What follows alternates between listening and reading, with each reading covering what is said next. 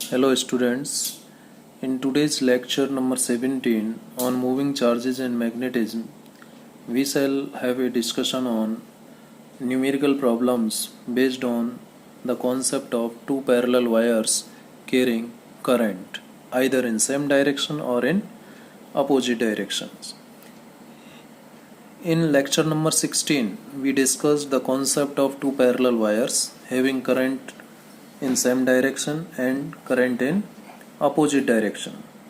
We have seen that whenever current is in same direction, both the wires will attract each other, and if the current in the parallel wires is in opposite direction, they will repel each other. If the current is in same direction, both the wires will attract each other, and if the current is in same direction, both the wires will attract each other if current is in same direction. Clear? And if the current is in opposite direction, both the wires will repel each other. जैसा कि आप इसमें देख सकते हैं, ये कल मैंने आपको बताया था, ये दो पैरेलल वायर्स थे. जब ये इन दोनों पैरेलल वायर्स में करंट सेम डायरेक्शन में फ्लो होता है तो ये दोनों वायर्स अट्रैक्ट करते हैं. ठीक है. और जो फोर्स का एक्सप्रेशन हमने कैलकुलेट किया वो कितना आया था. यदि हम केवल फोर्स की बात करें तो फोर्स का जो वैल्यू आया μ0/4π 2I1I2/d × L, या फिर फोर्स पर यूनिट लेंथ की बात करें तो स्मॉल l इसके नीचे आ जाएगा, तो स्मॉल f21 इस तरीके से फोर्स पर यूनिट लेंथ निकाल सकते हैं. ये हमने F21 निकाला था. सिमिलरली हम F12 भी निकाल सकते हैं, उसमें कोई दिक्कत वाली बात नहीं है. अब देखिए, इसमें हमने कल सेकंड केस भी लिया था. When the current is the two parallel conductors is in opposite direction, they will repel each other. और इस केस में जो फोर्स का एक्सप्रेशन था वो सेम आया था, μ0/4π 2I1I2/d × L. ये कैपिटल F का वैल्यू था जो हमने कल कैलकुलेट किया था. आज हम कुछ न्यूमेरिकल प्रॉब्लम्स इस कॉन्सेप्ट पर डिस्कस करेंगे. तो पहला जो न्यूमेरिकल प्रॉब्लम है वो आपके सामने है. पहले समझते हैं कि इस न्यूमेरिकल प्रॉब्लम में क्या गिवन है. एक हॉरिजॉन्टल वायर है जिसका लेंथ AB स्मॉल l है. एक हॉरिजॉन्टल वायर, ये देखिए, ये डायग्राम भी गिवन है हमें. एक हॉरिजॉन्टल वायर है AB जिसकी लंबाई कितनी है L, एंड मास कितना है इसका स्मॉल m. ठीक है. And carries A study current I1, और इसमें जो करंट फ्लो हो रहा है वो कितना है I1. Free to move in vertical plane. ये वर्टिकल प्लेन में यानी ऐसे रखा है, और ये इस तरीके से मूव करने के लिए, वर्टिकल प्लेन में मूव करने के लिए फ्री है. ठीक है. चलिए, वर्टिकल प्लेन में मूव करने के लिए फ्री है ये, लेकिन now it is in equilibrium. This wire AB, which is free to move in vertical plane, is in equilibrium at a height small h over another parallel long wire CD. दूसरा एक wire CD है जो कि AB के parallel रखा हुआ है. इस CD के ऊपर ये वायर AB है. इस CD के ऊपर ये वायर AB है जो कि स्मॉल h हाइट पर रखा है. तो इसको कैसे समझ सकते हैं हम. ये दो वायर है मान लीजिए, तो इस तरीके से रखा हुआ है. ये मान लेता हूँ AB वायर है. जो पेन आपको दिखाई दे रहा है ये AB वायर है, और नीचे जो पेंसिल है वो CD वायर है. ठीक है. इस तरीके से रखे हुए हैं. स्मॉल h हाइट पर जो AB वायर है CD वायर से ऊपर रखा हुआ है. ठीक है. और ये जो AB वायर है ये वर्टिकल प्लेन में घूमने के लिए स्वतंत्र है, यानी ऊपर जा सकता है, ऐसे घूम सकता है, वर्टिकल प्लेन में घूम सकता है. ठीक है. लेकिन अभी ये इक्विलिब्रियम में रखा हुआ है. क्वेश्चन के अकॉर्डिंग अभी ये जो वायर AB है वो वायर CD के ऊपर h हाइट पर इक्विलिब्रियम में रखा हुआ है.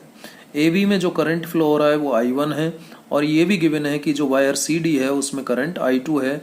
I1 और I2 दोनों एक दूसरे के अपोजिट हैं, जैसा कि फिगर में गिवन है. ठीक है. निकालना क्या है. Derive the expression for the force acting per unit length.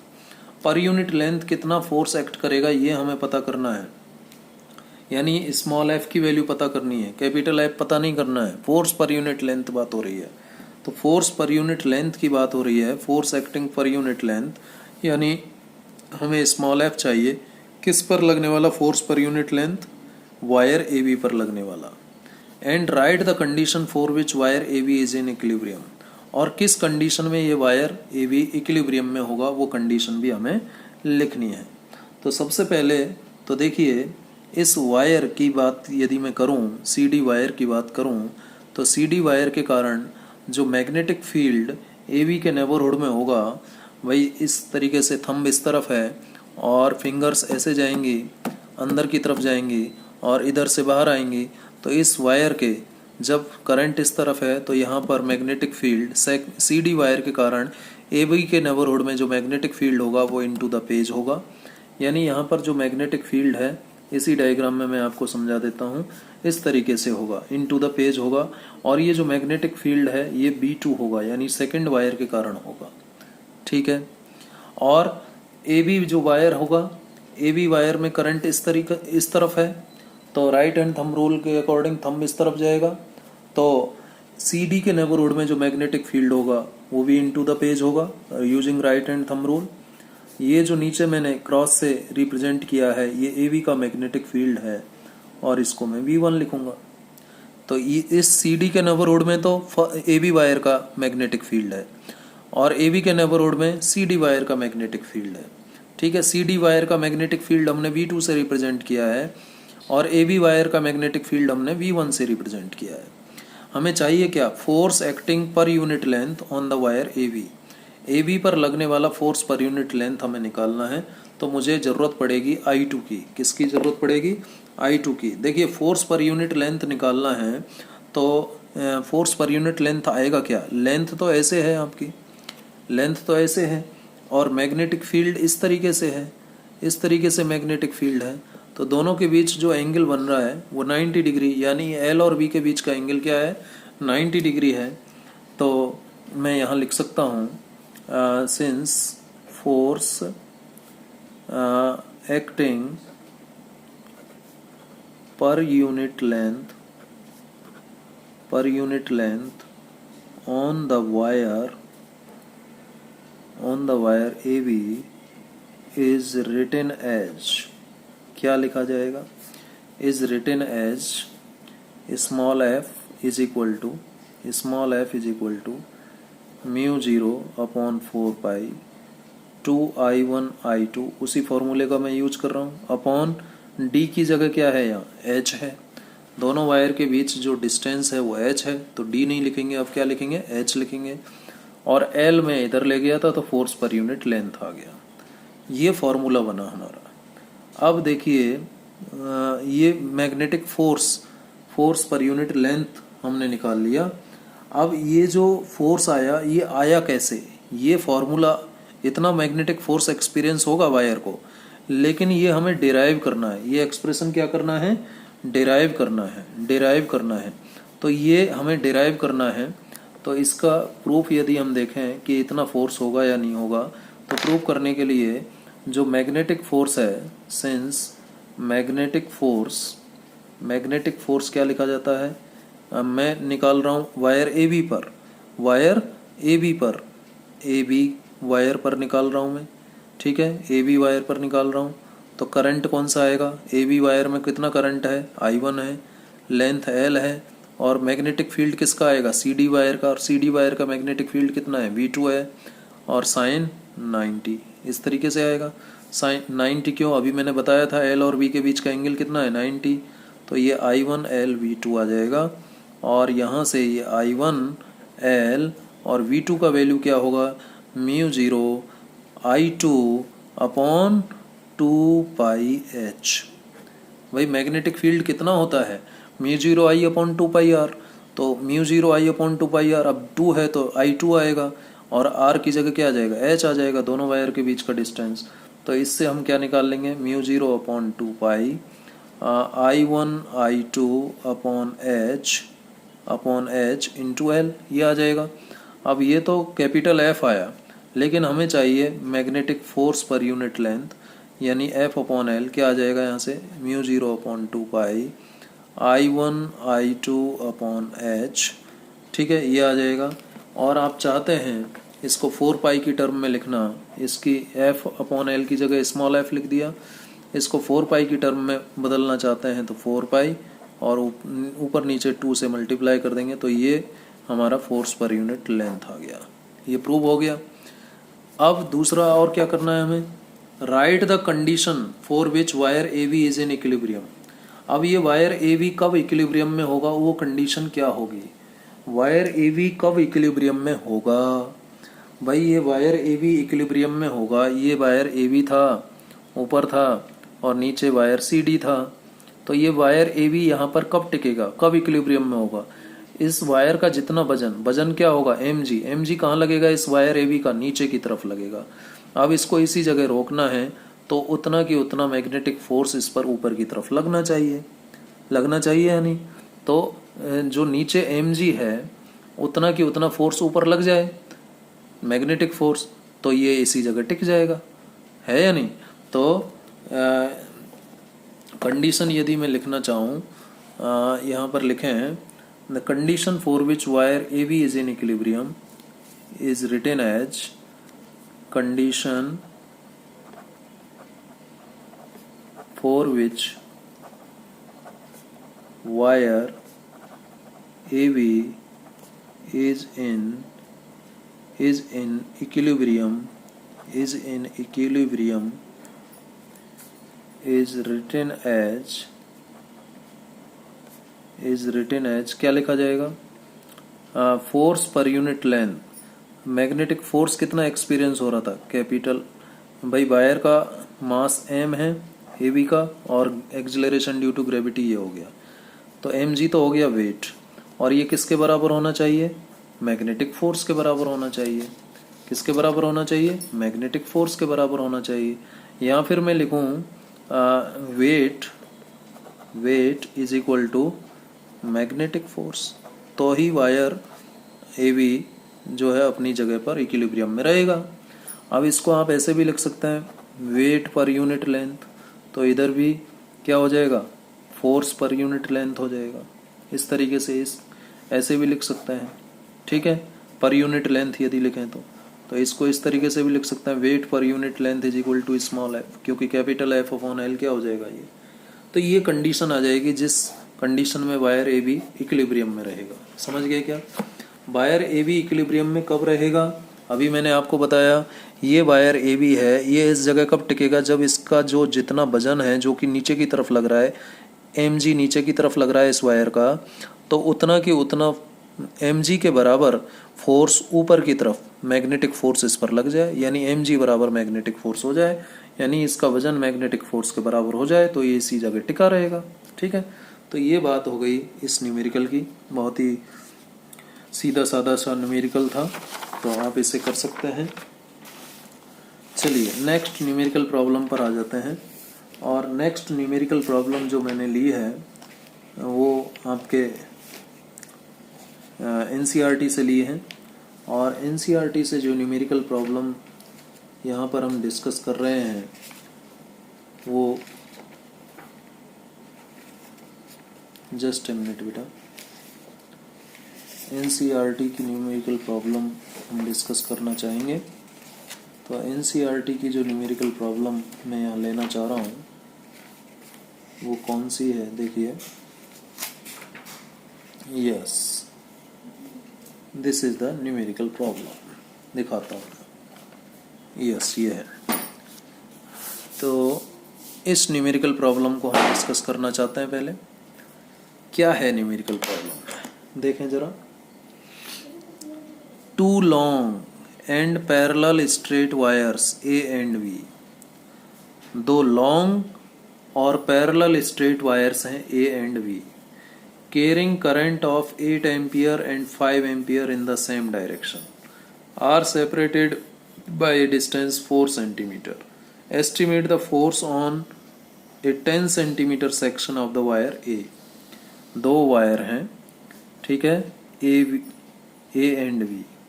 मान लीजिए ये एक वायर ए है और इसी के पैरेलल ये दूसरा वायर बी है। ये वायर हो गया आपका ए और ये वायर हो गया बी, ठीक है। Carrying current in same direction, दोनों में करंट सेम डायरेक्शन में है। और वायर ए में जो करंट है वो है 8 एम्पियर और वायर बी में जो करंट है वो है 5 एम्पियर। 5.0 या 5 एम्पियर, 8.0 या 8 एम्पियर, कुछ भी लिख सकते हैं। चलिए और क्या कह रहा है, are separated by a distance of 4 centimetre. ये जो दोनों वायर हैं ये 4 सेंटीमीटर डिस्टेंस से एक दूसरे से रखे हुए हैं और दोनों पैरेलल हैं। कह रहा है कि estimate the force on a 10 centimetre section of the wire A. इस वायर ए के 10 सेंटीमीटर, मान लीजिए ये 10 सेंटीमीटर का सेक्शन है यहाँ से यहाँ तक, तो 10 सेंटीमीटर सेक्शन पर कितना फोर्स लगेगा ये हमें पता करना है। तो देखिए जो मैग्नेटिक फोर्स हम लिखते हैं कैपिटल एफ, मैग्नेटिक फोर्स जो लिखते हैं दो पैरेलल वायर्स के लिए वो इस तरीके से लिखते हैं D इंटू एल, ये लिखते हैं।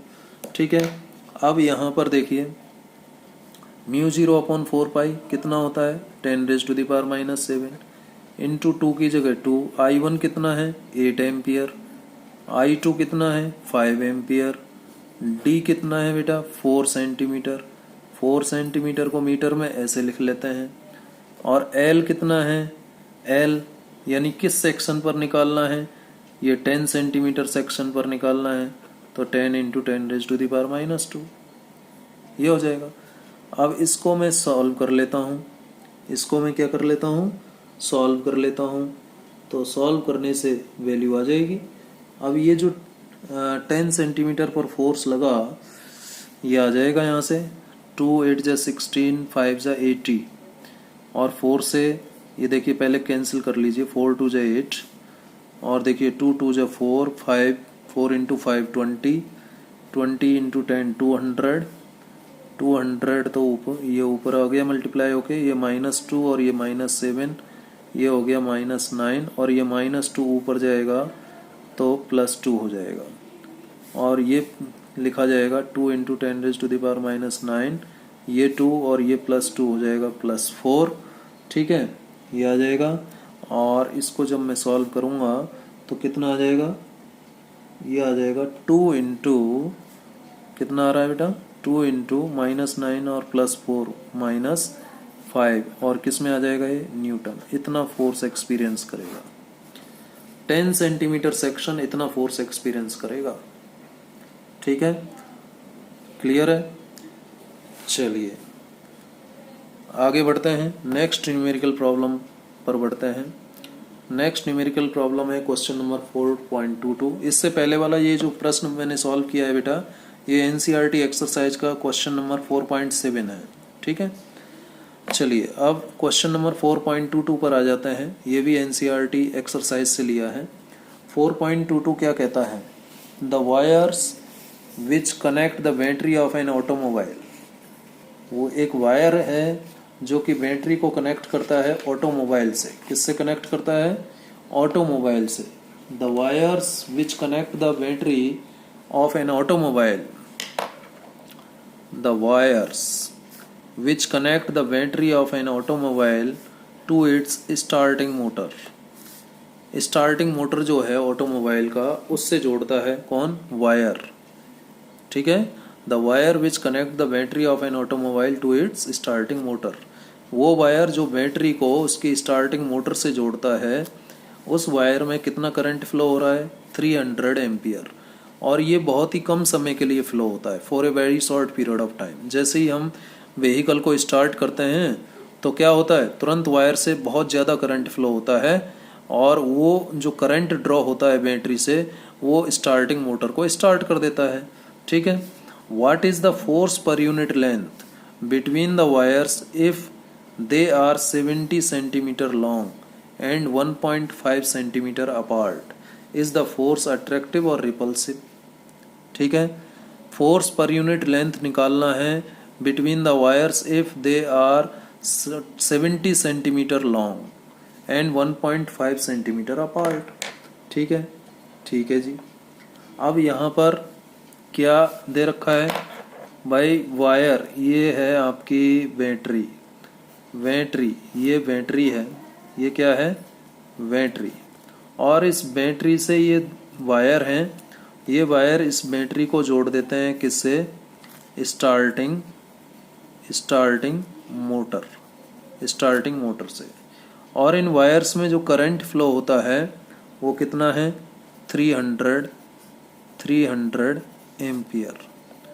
एक तो वायर होगा ही नहीं ना, दो वायर होंगे, 300 एम्पियर करंट फ्लो होता है। और इन दोनों वायर के जो लंबाई है 70 सेंटीमीटर है। देखिए I1 इज इक्वल टू क्या दे रखा है, I2 कितना, 300 एम्पियर, एक बात। दूसरी बात और क्या दे रखी है, लेंथ ऑफ द वायर दे रखा है, length of the wire L कितना है, 70 सेंटीमीटर। और इसको क्या लिख सकता हूँ, 70 इंटू 10⁻⁻² मीटर, ऐसे लिख सकते हैं।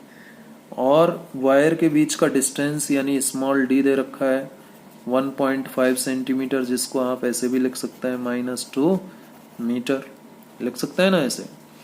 ठीक है, ये सब गिवन है। और हमें निकालना क्या है, फोर्स पर यूनिट लेंथ।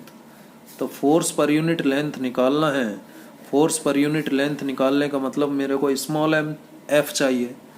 तो फोर्स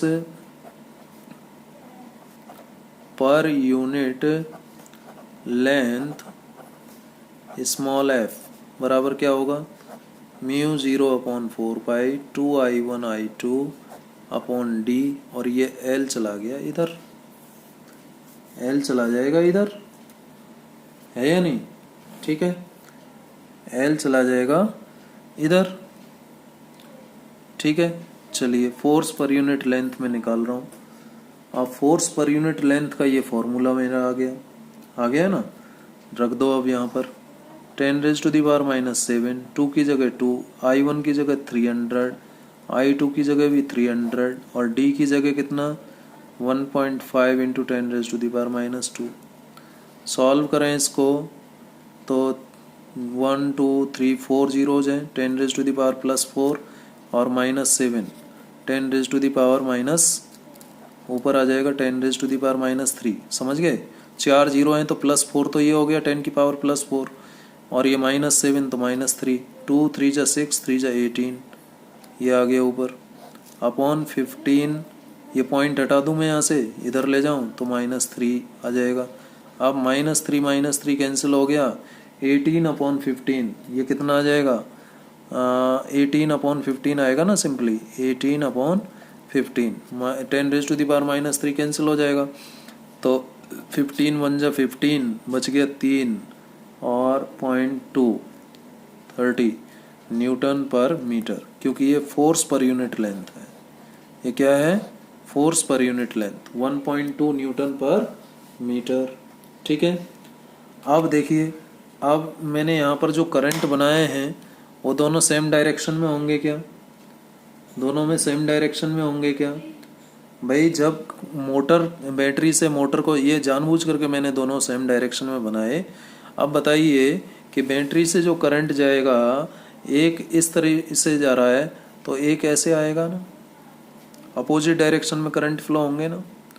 कैसे फ्लो होंगे, अपोजिट डायरेक्शन में, अपोजिट डायरेक्शन में फ्लो होंगे, ठीक है। बैटरी से स्टार्टिंग मोटर को जो करंट जाते हैं वो अपोजिट डायरेक्शन में फ्लो होते हैं।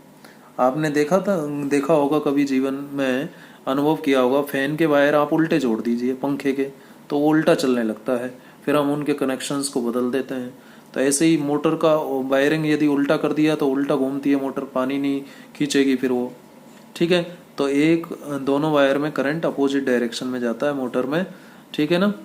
तो अपोजिट डायरेक्शन में जब करंट जाता है तो क्या आएगा, as the current is in opposite direction, यहाँ लिख देता हूँ मैं, एज पूछ रहा है ना, इज द फोर्स अट्रैक्टिव और रिपल्सिव। फोर्स कैसा है, अट्रैक्टिव होगा या रिपल्सिव होगा ये बताना है। तो as the current in the two wires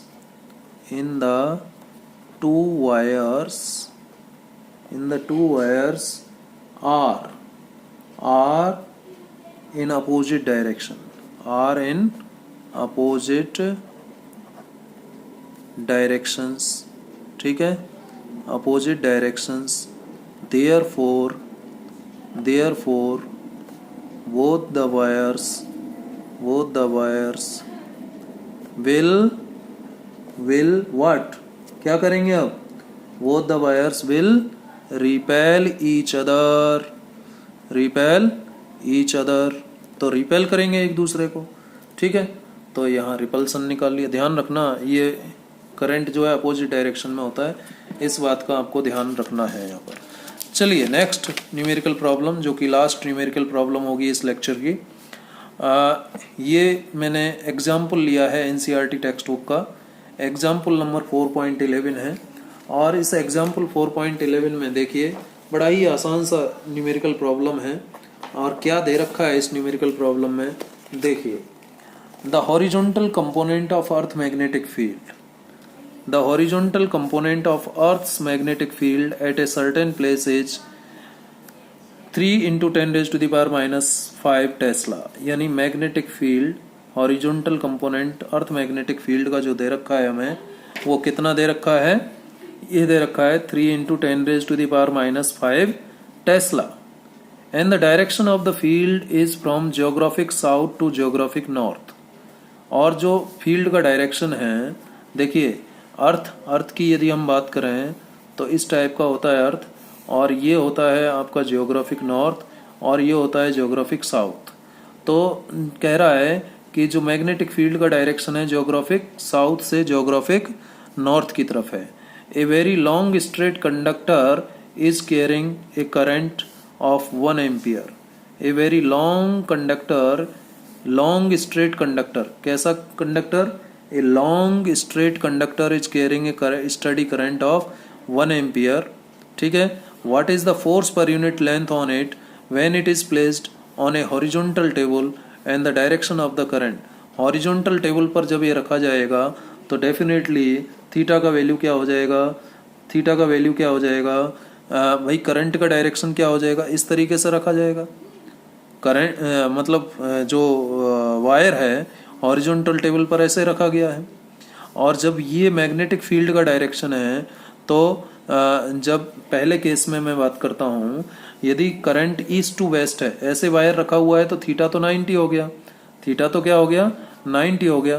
तो चलो देखिए ये जो वायर है, ये वायर जब इस मैग्नेटिक फील्ड में रखा जाएगा तो ये मैग्नेटिक फोर्स एक्सपीरियंस करेगा, कितना, ILB साइन थीटा। अब यहाँ पर थीटा तो 90 हो जाएगा ना बेटा, साइन 90 हो जाएगा, तो कितना मैग्नेटिक फोर्स आया है, साइन 90 होता है 1, तो ILV आ गया सिंपली, क्या आ गया, ILV आ गया सिंपली, ठीक है।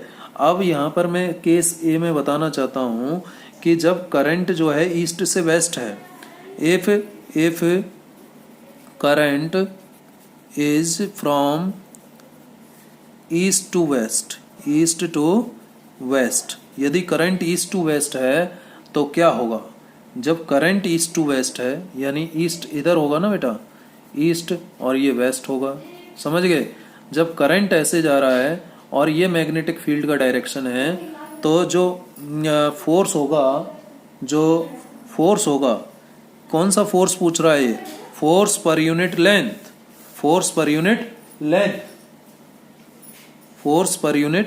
लेंथ यहाँ पर पूछ रहा है। तो फोर्स पर यूनिट लेंथ क्या आ जाएगा, यहाँ पर फोर्स पर यूनिट लेंथ में निकालूं Fm/L = I/V, ये आएगा। अब ये फोर्स पर यूनिट लेंथ जो आएगा I/V, स्मॉल f लिख दिया मैंने इसको, I/V, I कितना है बेटा, I करंट जो फ्लो हो रहा है, करंट का वैल्यू क्या हमें गिवन है, करंट का वैल्यू देखिए क्वेश्चन में, यस करंट का वैल्यू गिवन है 1 एम्पियर, कितना है 1 एम्पियर, तो करंट की जगह लिखा 1 एम्पियर, और मैग्नेटिक फील्ड का हॉरिजॉन्टल कंपोनेंट इतना है, ठीक है। तो कितना फोर्स आ गया, 3 × 10⁻⁵ न्यूटन पर मीटर, ये फोर्स पर यूनिट लेंथ आ गया, केस ए में, ठीक है।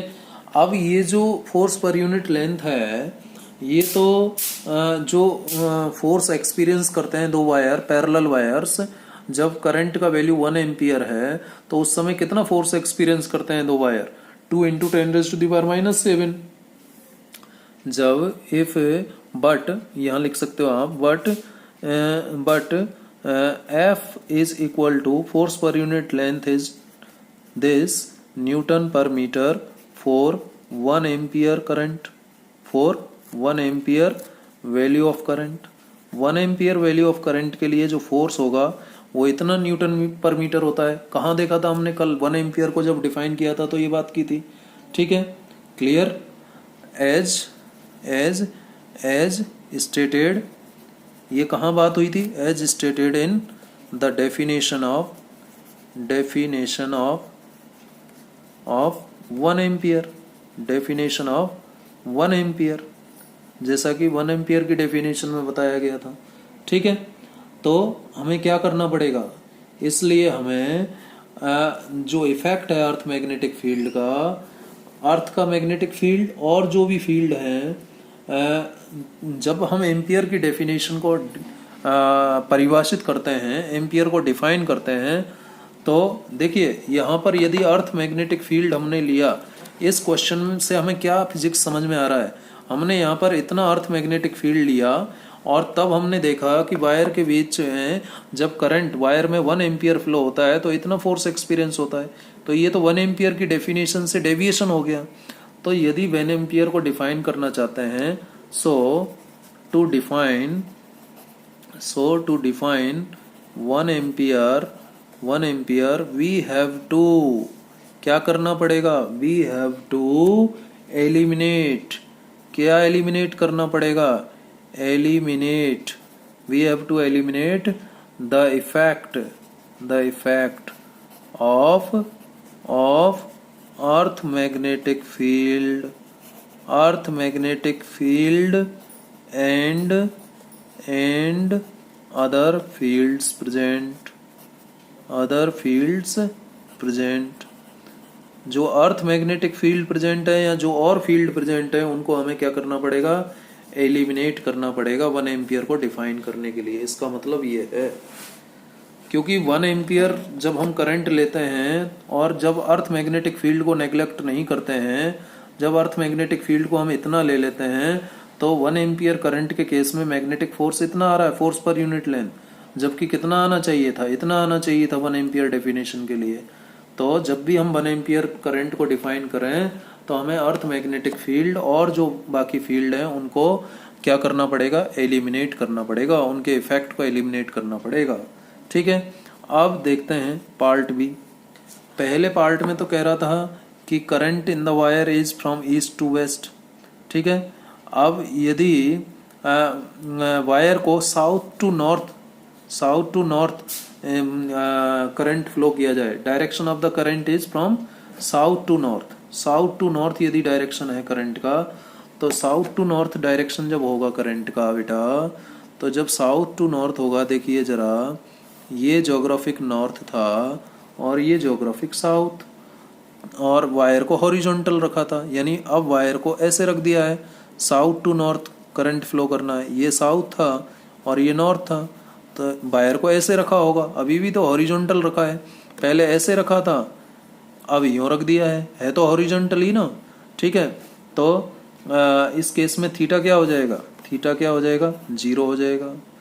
थीटा अब क्या हो जाएगा? 0। पहले 90 था, तो थीटा 0 होते ही फोर्स पर यूनिट लेंथ की जो वैल्यू आएगी मैग्नेटिक फोर्स जो आएगा capital F ILV sine theta का वैल्यू 0 होते ही साइन 0 हो जाएगा। ये 0 मान लेता हूँ मैं, थीटा ना लिख करके इसको 0 लिख दीजिए सीधे।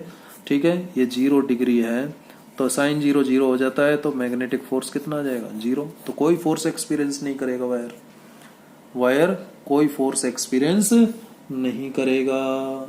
ठीक है, कब? जब उसमें करंट साउथ से नॉर्थ में फ्लो हो रहा हो। समझ में आ गया? तो ये कुछ न्यूमेरिकल प्रॉब्लम्स थे based on the concept of what? 2 parallel current carrying conductors. तो आज इस वीडियो में मैं इतना ही डिस्कस करूँगा। अगले क्लास में हम स्टार्ट करेंगे torque on A rectangular current carrying loop placed in uniform magnetic field. इस टॉपिक के बारे में हम बात करेंगे। Torque on A rectangular current carrying loop placed in uniform magnetic field. तो आप इसको इन न्यूमेरिकल प्रॉब्लम्स को और सॉल्व कीजिए।